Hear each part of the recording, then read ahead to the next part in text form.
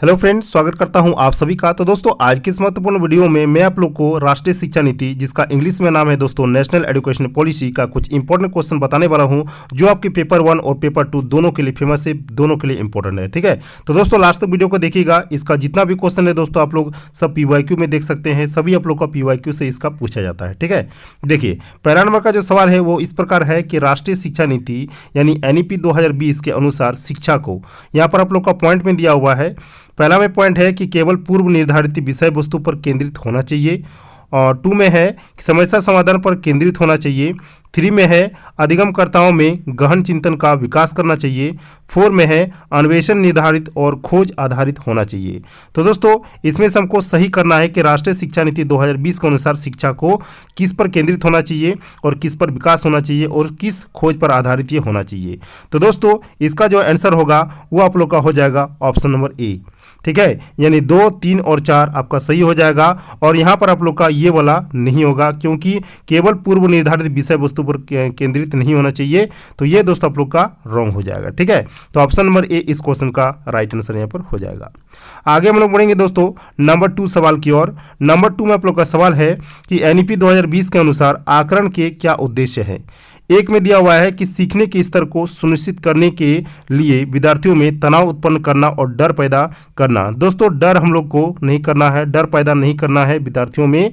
2 में दिया हुआ है अध्यापन अधिगम क्रियाओं को दोहराना। 3 में दिया हुआ है अधिगम और विकास को अनुकूलित करना, और 4 में दिया हुआ है कक्षा के अंदर और बाहर विद्यार्थियों को समर्थन करना।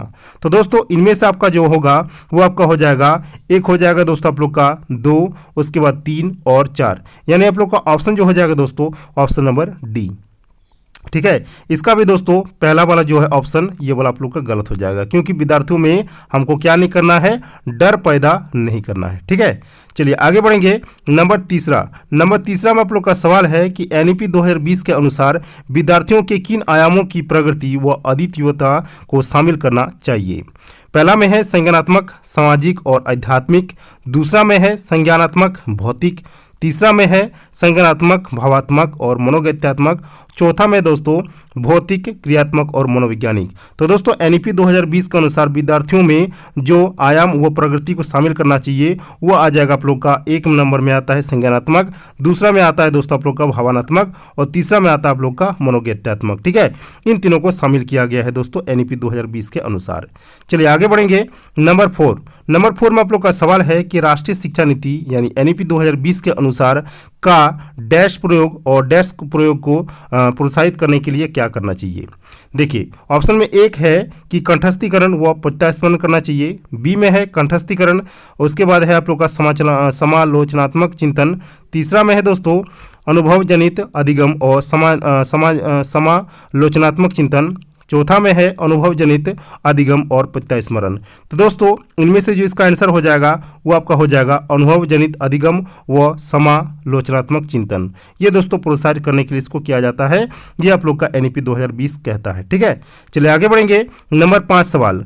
नंबर 5 में आप लोग का सवाल है कि राष्ट्रीय शिक्षा नीति 2020 का प्रस्तावित करती है। पहला में है कि विद्यालय की पाठ्यचर्या की विषय वस्तु में कटौती। दूसरा में है कि विद्यालय की पाठ्यचर्या के लचीलेपन में वृद्धि। तीसरा में है रटंत अधिगम को महत्व देना। रटंत यानी दोस्तों मेमोराइज हमको नहीं करना है, इसको पहले ही काट दिए। चौथा में है विवेचनात्मक चिंतन का महत्व देना। तो दोस्तों, इनमें से जो राइट आंसर हो जाएगा वो ये भी इसका सही हो जाएगा, उसके बाद ये भी सही हो जाएगा और ये भी सही हो जाएगा, यानी 1, 2 और 4 इसका आंसर हो जाएगा, जो कि आप लोग का ऑप्शन नंबर सी में शो हो रहा है। ठीक है, बाकी आप लोग का दोस्तों ऑप्शन नंबर 3 जो है यहाँ पर क्या हो जाएगा, रॉन्ग हो जाएगा। चलिए आगे बढ़ेंगे नंबर 6 सवाल की ओर। नंबर 6 में आप लोग का सवाल है कि निम्न में से कौन सी शिक्षा शास्त्रीय रणनीति राष्ट्रीय शिक्षा नीति 2020 द्वारा प्रस्तावित हुई। पहला में है अन्वेषण आधारित अधिगम। दूसरा में है कथावाचन आधारित शिक्षा शास्त्र। तीसरा में है वेधन तथा बार बार अभ्यास। चौथा में है चर्चा आधारित अधिगम। तो दोस्तों, इसमें इसका आंसर हो जाएगा ऑप्शन नंबर, आप लोग किसके साथ जाएंगे, ऑप्शन नंबर ए, यानी 1, 2 और 3। ठीक है, चलिए आगे बढ़ेंगे। नंबर 7 में आप लोग का सवाल है कि विद्यार्थियों के आकलन के लिए राष्ट्रीय शिक्षा नीति 2020 द्वारा निम्न में से कौन से उपकरण विधियां प्रस्तावित की गई है। भूमिका अदा करना, समूह में कार्य करना, तीसरा में है पोर्टफोलियो बनाना और चौथा में दोस्तों आप लोग का परियोजना। तो दोस्तों इनमें से जिसका आंसर हो जाएगा वो आपका सभी हो जाएगा, यानी भूमिका अदा करना, समूह में कार्य करना, पोर्टफोलियो बनाना और परियोजना करना। ये दोस्तों राष्ट्रीय शिक्षा नीति 2020 द्वारा ये सब उपकरण जो है प्रस्तावित की गई है। ठीक है, चलिए आगे बढ़ेंगे। नंबर 8 सवाल। नंबर 8 में आप लोग का सवाल है कि हेतल जो है वो घर में गुजराती बोलती है और इस भाषा को पढ़ने और लिखने में उसका प्रवाह है। उसके विद्यालय में निर्देश का माध्यम हिंदी है। वो यह भाग नहीं जानती। राष्ट्रीय शिक्षा नीति 2020 के अनुसार इस स्थिति में विद्यालय को क्या करना चाहिए? ऑप्शन 1 में दिया हुआ है हेतल को विद्यालय में सिर्फ हिंदी बोलने के लिए कहना चाहिए। बी में दिया हुआ है बहुभाषावाद की संस्कृति सृजित करने के लिए सभी बच्चों को एक दूसरे की मातृभाषा का सम्मान करने के लिए कहना चाहिए। तीसरा में है अध्यापकों को हेतल से कहना चाहिए कि उसने जो कुछ भी घर में सीखा है उसे भूल जाए। और 4 में दिया हुआ है दोस्तों कि हेतल को उस अनुभाग में भेज दिया जाना चाहिए जिसमें निर्देश का माध्यम अंग्रेजी है। तो दोस्तों इनमें से जो सबसे राइट आंसर हो जाएगा वो हो जाएगा ऑप्शन नंबर बी, यानी बहुभाषावाद की संस्कृति सृजित करने के लिए सभी बच्चों को एक दूसरे की मातृभाषा का सम्मान करने के लिए कहना चाहिए। ठीक है, तो ऑप्शन नंबर बी इस क्वेश्चन का राइट आंसर यहाँ पर हो जाएगा। आगे हम लोग बढ़ेंगे। नंबर 9 सवाल। नंबर 9 में आप लोग का सवाल है कि राष्ट्रीय शिक्षा नीति 2020 सुझाती है कि कक्षा अधिगम को पाठ्य पुस्तकों तक इस्तीमित करने के बजाय, ये वाला दोस्तों इस्तीमित नहीं है, ये आप लोग का इस्तेमाल, ठीक है, इस्तेमाल होना चाहिए। तो इस्तेमाल करने के बजाय अधिगम और शिक्षा को क्या करना चाहिए? तथ्यों और ज्ञान के इस कंठस्थीकरण और आधारित होने चाहिए। बी में दिया हुआ है कि प्रत्येक 3 माह के बाद विद्यार्थियों की विषय वस्तु को बढ़ा देना चाहिए। सी में दिया हुआ है कि खोजबीन और समालोचनात्मक चिंतन के विकास पर केंद्रित होना चाहिए। चौथा में है कि परीक्षाओं के लिए सीखने पर केंद्रित होना चाहिए। तो दोस्तों राष्ट्रीय शिक्षा नीति 2020 यह सुझाती है कि कक्षा अधिगम को कैसा होना चाहिए? ये होना चाहिए दोस्तों खोजबीन और समालोचनात्मक चिंतन के विकास पर इसको केंद्रित होना चाहिए, यानी सेंट्रलाइज्ड होना चाहिए। ठीक है, चलिए आगे बढ़ेंगे। नंबर 10 सवाल। नंबर 10 में आप लोग का सवाल है कि राष्ट्रीय शिक्षा नीति 2020 में निम्नलिखित में से कौन सा प्रावधान नहीं सुझाया गया है? ऑप्शन 1 में दिया हुआ है कि प्रत्येक विद्यार्थियों की विशिष्ट क्षमताओं को पहचानना और बढ़ावा देना महत्वपूर्ण है। ऑप्शन बी में है राह मारकर सीखना और परीक्षाओं के लिए सीखने की बजाय संप्रदायात्मक समझ पर बल देना चाहिए। सी में दिया हुआ है कि सृजनात्मकता पर पर्याप्त ध्यान देना चाहिए और तार्किक निर्णय करने और नवाचारिता के प्रोत्साहित करने के लिए विवेचनात्मक चिंतन को बढ़ावा देना। डी में दिया हुआ है कि बच्चों में अनुपालन को बढ़ावा देने के लिए अध्यापक को इनाम और दंड को इस्तेमाल करना चाहिए। तो दोस्तों क्वेश्चन में जो यहाँ पर नेगेटिव बोला है, देख सकते हैं आप लोग, नेगेटिव बोला है, तो इसका आंसर भी हो जाएगा दोस्तों नेगेटिव में, यानी ऑप्शन नंबर 4 इस क्वेश्चन का राइट आंसर यहाँ पर हो जाएगा कि बच्चों में अनुपालन को बढ़ावा देने के लिए अध्यापक को इनाम और दंड इस्तेमाल करना चाहिए। दोस्तों ना ही शिक्षक को इनाम देना चाहिए, ना ही दोस्तों दंड देना चाहिए। इन दोनों को क्या करना चाहिए? लिमिट में रखना चाहिए। ठीक है, इसको याद रखिएगा आप लोग कि इसको लिमिट में रखना चाहिए। चलिए आगे बढ़ेंगे। नंबर 11 में सवाल है कि राष्ट्रीय शिक्षा नीति एनईपी 2020 में आकलन के संदर्भ में विद्यार्थियों के लिए किस प्रकार का प्रगति पत्र प्रस्तावित किया गया है? ऑप्शन 1 में दिया हुआ है कि ऐसे प्रगति पत्र जिसमें विद्यार्थियों के प्रदर्शन को अन्यों की तुलना में सापेक्षित किया हो। बी में दिया हुआ है कि वर्ष पर्यंत पेपर और पेंसिल परीक्षण में विद्यार्थियों के प्रदर्शन का प्रगति पत्र। तीसरा में दिया हुआ है दोस्तों 360 डिग्री बहुआयामी प्रगति पत्र और चौथा में दिया हुआ है योगात्मक एक आयामी प्रगति पत्र। इस क्वेश्चन का इसका राइट आंसर हो जाएगा दोस्तों, वो हो जाएगा 360 डिग्री बहुआयामी प्रगति पत्र। चलिए आगे बढ़ेंगे। नंबर 12 सवाल। नंबर 12 में आप लोग का सवाल है कि राष्ट्रीय शिक्षा नीति 2020 में प्रस्तावित समग्र 360 डिग्री बहुआयामी उन्नति पत्र को क्या दर्शाना चाहिए? ऑप्शन 1 में दिया हुआ है कि विद्यार्थियों के प्रदर्शन की दूसरे प्रदेशों में विद्यार्थियों के अंकों से तुलना हमको नहीं करना है। बी में दिया हुआ है कि विद्यार्थियों की संज्ञानात्मक, भावात्मक व मनोगत्यात्मक आयामों में प्रगति।